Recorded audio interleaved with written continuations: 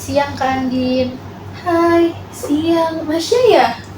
Iya Kak, aku Nasya yang tadi WhatsApp Kak Andin. Oh, oke. Silakan duduk, boleh. Iya, makasih ya Kak. Duduk yang nyaman ya. Ya. Nasya gimana kabarnya hari ini? Alhamdulillah baik Kak hari ini. Kalau Kak Andin sendiri gimana kabarnya?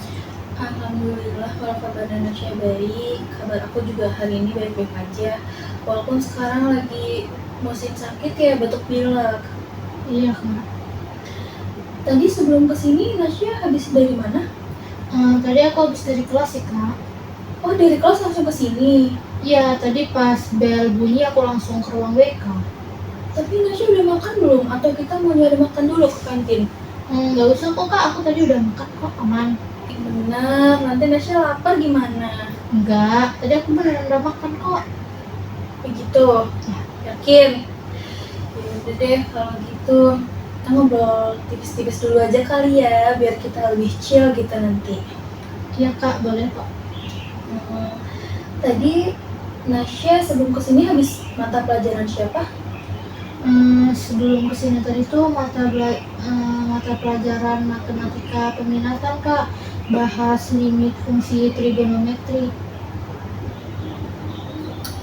Wow,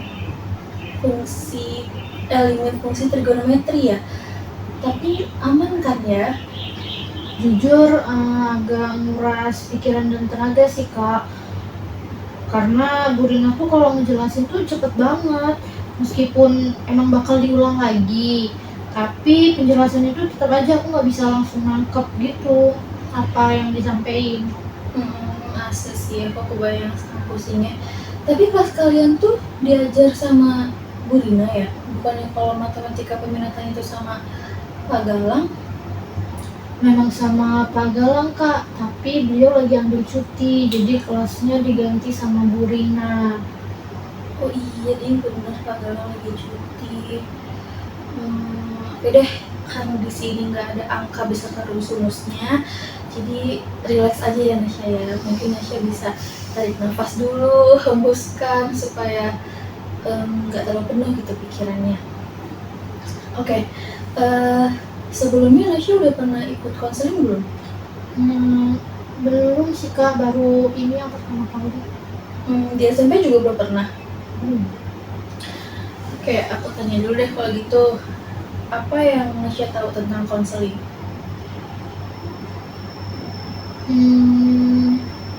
Tempat curhat? Iya sih, nggak salah sih, tapi coba aku bantu jelasin ya.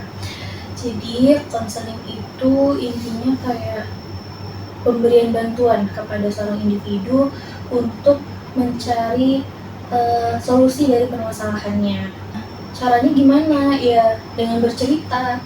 Jadi Nasya nanti aku harap ya nggak perlu malu, nggak perlu ragu, nggak perlu takut untuk menceritakan masalahnya nanti.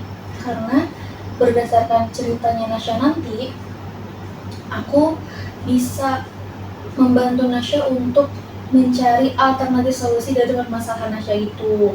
Terus memungkinkan juga bagi aku untuk membantu Nasya melihat dari perspektif yang lain. Intinya aku akan bantu Nasya, tapi semua keputusan itu nanti ada di tangan Nasya sendiri gitu. Aku tuh cuma sebagai fasilitatornya aja. Terus aku juga nggak akan ngejudge Nasya, karena dalam konseling itu ada 3 asas utama: keterbukaan, kerahasiaan, dan kesukarelaan. Keterbukaan itu maksudnya ya Nasya bebas gitu mengungkapkan semuanya. Terus kalau kerahasiaan itu aku sebagai konselor dituntut untuk menjaga perbincangan kita hari ini supaya tidak terdengar oleh pihak luar, bahkan ke sesama guru BK pun tanpa adanya urgensi. Jadi tuh cuma kita berdua yang tahu, sama Allah deh. Apa sih bahasanya kalau sekarang tuh IYTTA kan ya, yang tahu-tahu aja gitu. Terus kalau kesukarelaan itu maksudnya adalah Nasya hadir ke ruang ini, ke ruang BK, terus Nasya menceritakan permasalahan Nasya itu bukan karena paksaan orang lain gitu, melainkan karena keinginan Nasya sendiri. Tapi benarkah Nasya datang ke sini bukan karena disuruh orang lain? Bener kok kak, aku datang ke sini emang mau cerita aja sama kakak. Sip deh kalau begitu. Oh, sama aku mau ngingetin kalau misalkan kita punya waktu kurang lebih 30 sampai 40 menit. Jadi selama rentang waktu tersebut ke depannya aku harap kita bisa bekerja sama dengan baik ya Nasya. Iya kak. Sip, kalau gitu udah bisa kita mulai ya konselingnya. Aku mau tanya nih, apa yang akhirnya memutuskan Nasya untuk hadir dan datang ke ruang konseling hari ini? Kan udah kelas 12 ya kak. Pembahasan sama teman-teman tuh juga udah mulai ke arah kuliah, terus prospek kerja gitu. Teman-teman aku tuh kayak udah punya pandangan gitu, mereka mau kuliah apa, mereka mau kerja apa. Sementara aku tuh masih bingung, aku mau jadi apa, aku pengen kuliah, pengen kerja, tapi aku juga nggak tahu gitu harus gimana. Aku nggak tahu juga kalau aku harus kerja apa. Apa yang mendasari kebingungan Nasya itu? Kita semua kan tahu ya kak, kalau jumlah lapangan pekerjaan di Indonesia tuh dikit. Meskipun kemarin sempat ada janji 19 juta lapangan pekerjaan, sementara kan ke depan tuh lulusan akan semakin banyak, yang artinya sainganku juga tuh bakal lebih banyak kan kak. Dari angkatan sebelum aku, angkatanku, dan angkatan sesudah aku. Belum lagi dengan orang lain yang mungkin dinonaktifkan dari pekerjaannya. Dengan kondisi kayak gini kan, orang bakal ngelakuin pekerjaan apa aja kan, yang mungkin yang nggak sesuai lah gitu sama passionnya. Nah aku nggak mau kayak gitu kak, aku mau kerja sesuai sama passionku supaya aku tuh tetap enjoy kerjanya nanti gitu. Nasya udah tahu tapi emangnya passion Nasya itu di mana? Nah itu dia kak, aku nggak tahu bakat minatku ini kemana. Kayak selama ini tuh aku menjalanin semuanya gitu, nyoba terjun di semua kegiatan gitu. Oke, nyoba terjun di semua kegiatan berarti ya. Sebelumnya Nasya udah pernah ikut psikotes belum? Udah kak. Bentuknya seperti apa? Kayak tes kepribadian gitu sih, apa ya namanya, MBTI ya kak? Oh iya benar, tes kepribadian MBTI itu. Nasya tes itu di mana dan kapan? Kalau nggak salah bulan kemarin deh kak, ada kakak-kakak dari bimbel gitu yang sosialisasi. Terus kita disuruh nyoba tes MBTI itu di website gitulah. Katanya itu buat tahu kepribadian kita. Jadi Nasya tes MBTI itu di sekolah ya? Iya kak, benar. Lalu hasilnya seperti apa kalau aku boleh tahu? Kalau nggak salah sih ISFJ kak. Oh ISFJ. Tapi Nasya udah pernah melakukan, maksudnya Nasya udah pernah mencoba dari website lain belum? Udah juga kak, aku coba-coba website psikotes ini tuh dari Twitter atau iseng-iseng aja gitu, nyari di Google. Bentuk tesnya sama, tetap MBTI atau tes lain? Tes lain sih kak, kayak tes kepribadian inti, minat bakat, sama tes karir. Hasilnya bagaimana dari ketiga tes tersebut? Kalau tes kepribadian inti hasilnya tipe Enneagram 3. Terus tes minat bakat hasilnya sosial. Kalau karir itu compliance studies gitu nggak salah. Tapi Nasya tahu nggak maksud dari hasil tes itu apa? Enggak kak. Nggak tahu ya. Kalau tes yang kepribadian yang pertama tadi yang ISFJ itu singkatan dari introverted, terus sensing, feeling, dan judging. Nah, sekitar 14% populasi manusia yang ada di dunia ini itu memiliki tipe kepribadian yang seperti itu, tipe kepribadian di ISFJ itu. Dan dari 14% itu mayoritasnya adalah wanita. Kalau ISFJ itu maksudnya emang gimana sih Kak? ISFJ itu kan tadi singkatan dari yang introvert gitu kan, introvert, sensing, feeling, dan judging. Kalau introvert itu ya introvert gitu secara harfiahnya, kepribadian individu yang mendapatkan kembali energinya ketika dia menghabiskan waktu sendirian. Terus kalau sensing itu biasanya orangnya itu suka suka lebih percaya pada fakta atau data gitu daripada cuma teori-teori doang atau katanya gitu. Dia nggak percaya kayak gitu-gituan. Terus kalau feeling biasanya individunya itu tuh lebih ketika memutuskan sesuatu tuh lebih menggunakan perasaan gitu daripada logika.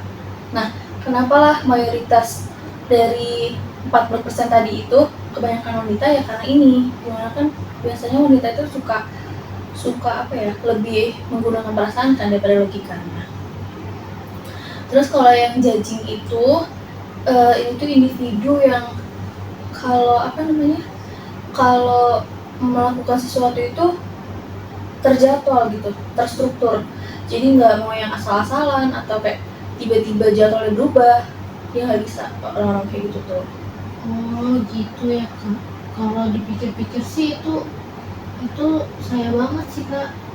Oh berarti gitu ya Kak. Kalau dipikir-pikir itu aku banget sih Kak. Soalnya aku tuh emang benar-benar semuanya tuh harus terstruktur gitu, harus ada jadwalnya.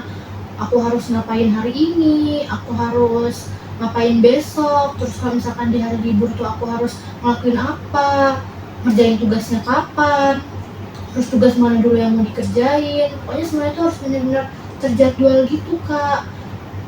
Entah itu aku bikin jadwalnya di catatan, entah itu di kalender, atau mungkin juga aku bisa ngidupin alarm gitu. Kamu terstruktur banget ya orangnya Iya, ternyata ya. Terus kalau hasil kepribadian inti, minat bakat sama tes karir tuh maksudnya gimana sih Kak? Kalau tipe kepribadian kamu kan tadi ada di tipe Enneagram 3 kan. Nah, itu tuh kayak menunjukkan kalau misalkan kamu tuh punya kemampuan untuk berprestasi dan berkembang. Terus kalau minat bakat kamu kan tadi di bidang sosial tuh. Terus kalau misalkan karir itu kamu ada di compliance steadiness kan. Yang berarti kamu tuh orangnya teliti, terus sabar, suka dengan keteraturan seperti itu. Jadi gitu ya Kak, aku baru paham sih. Dari 4 hasil psikotes tadi, mana yang menurut Nasya tuh paling relate gitu sama Nasya? Semuanya relate sih Kak. Semuanya relate. Oh, kalau nggak gini deh, aku mau tanya dulu. Nasya udah pernah ikut organisasi belum? Karena kok Kak, Oke, pernah ikut organisasi ya. Pengalaman organisasi seperti apa yang membuat Nasya tuh merasa lebih hidup? Panitiaan sih Kak, karena kan aku ikut OSIS ya. Kepanitiaan ya. Nasya tuh lebih suka membantu orang secara langsung atau dari balik layar? Secara langsung sih, supaya aku tuh bisa langsung tahu gitu kondisinya tuh gimana. Oke. Terakhir, bentuk kesuksesan bagi Nasya atau versi Nasya itu yang bagaimana? Kalau menurut aku sih sukses itu dimana aku tuh bisa menghasilkan uang, terus bisa hidup mandiri, nggak ngerepotin orang tua lagi gitu. Jadi aku bisa kalau apa-apa tuh ya aku bisa pakai uangku sendiri gitu loh Kak. Itu sih menurut aku. Begitu ya. Oke, ini sebenarnya sejalan sih sama hasil psikotes kamu tadi. Kamu bilang kan pengalaman yang paling berkesan buat kamu itu pada saat itu adalah kepanitiaan. Terus kamu juga lebih suka membantu orang lain secara langsung. dan kamu punya keinginan untuk bisa mandiri dan menghasilkan uang. Artinya, kamu tuh nyamannya bekerja dalam lingkungan yang terstruktur, yang berinteraksi secara langsung dengan orang lain. Maksudnya gimana ya, Kak? Maksudnya tuh, dari yang kita bahas tadi, sebenarnya kamu tuh udah punya gambaran gitu loh tentang diri kamu. Ada beberapa bidang pekerjaan yang cocok sama hasil psikotes kamu tadi. Misal kayak bidang pendidikan, bidang administratif, atau bidang kesehatan, seperti itu. Tapi aku harus masuk ke lingkungan kerja yang gimana, Kak? Soalnya kalau dari pandangan aku, lingkungan kerja tuh kayak keras gitu kan. Iya betul sih, tapi keras atau tidaknya lingkungan pekerjaan itu kan balik lagi ya ke perspektif individu masing-masing. Kalau lingkungan pekerjaannya itu sesuai sama kita kan, kita kerjanya jadi lebih maksimal kan. Nah, dari bidang pekerjaan yang aku sebutin tadi itu, yang ada pendidikan, administratif, dan kesehatan, ada nggak yang menarik bagi Nasya? Bidang pendidikan sih, Kak. Tapi aku jadi guru gitu ya maksudnya? Iya, betul. Kalau di bidang pendidikan, peluang kerjanya ya jadi guru. Bisa jadi guru mata pelajaran, jadi guru BK, atau kalau misalkan sudah ngambil profesi, bisa jadi konselor. Kalau konselor itu sama kayak psikolog nggak sih, Kak? Beda sih, tapi bisa dibilang mirip juga karena tugasnya kan sama ya, sama-sama, maksudnya tugasnya itu sama-sama mendengarkan dan membantu orang lain. Cuma bedanya konselor ini tuh menangani masalah sehari-hari yang cenderung ringan. Kalau di sekolah, konselor yang menangani masalah siswa kayak berantem, nggak disiplin, atau ada siswa yang memiliki masalah dengan akademiknya.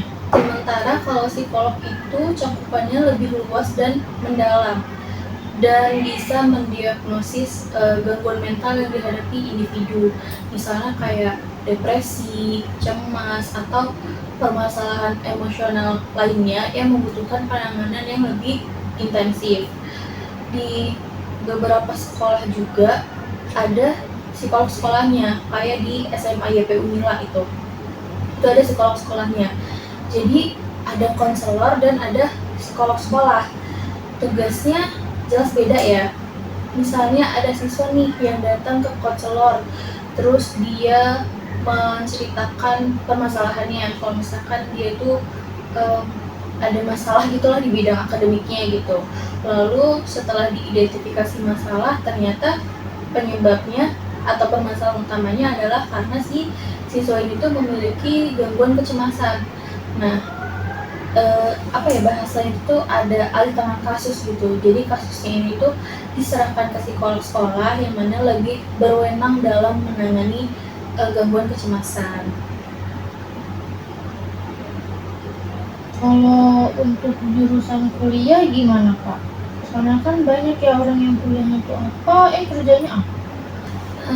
Nasya kan tadi tertarik di bidang pendidikan ya, berarti ambil jurusan yang berkaitan sama pendidikan tentunya, entah itu menjadi guru mata pelajaran atau guru BK.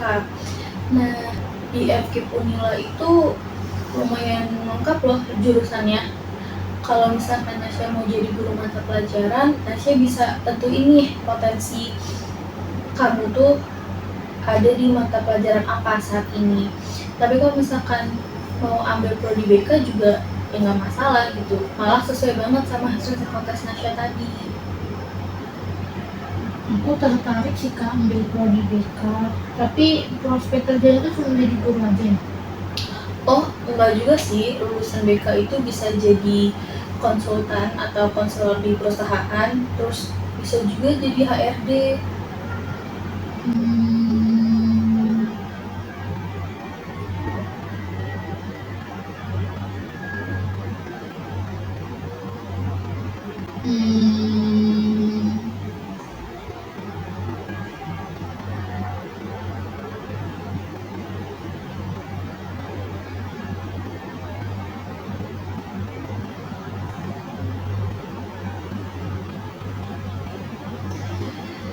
keputusannya nggak perlu diambil hari ini kok Nasya. Kamu bisa pikir-pikir dulu, terus searching juga jurusan-jurusan lain yang sesuai sama minat kamu.